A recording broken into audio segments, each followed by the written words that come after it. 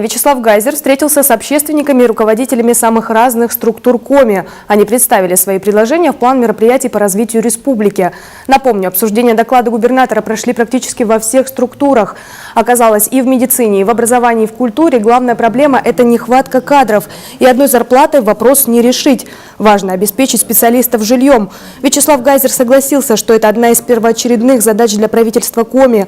И уже есть несколько вариантов ее решения. Без какой-то отдельной программы, именно дающей возможность молодым специалистам сразу закрепляться, нам не обойтись.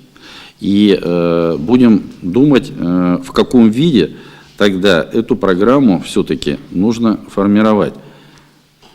Выйдя на нее, отдельно еще обязательно со всеми представителями отраслей обсудим. И попытаемся сделать ее в короткий срок, потому что тут просто время не ждет.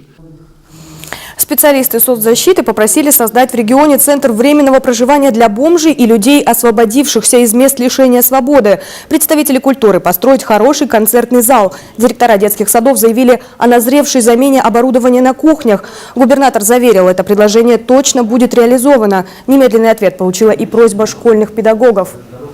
Очень серьезно стоит проблема с реконструкцией спортивных залов.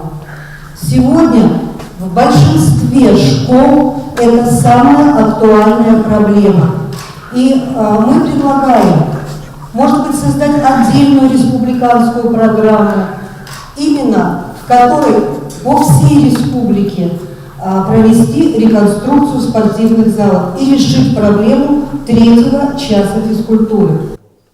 Вячеслав Гайзер поблагодарил собравшихся за неравнодушие и напомнил, цитирую, «Власть – это всего лишь тот инструмент, который общество нанимает на работу, и в интересах каждого заставить эту структуру работать».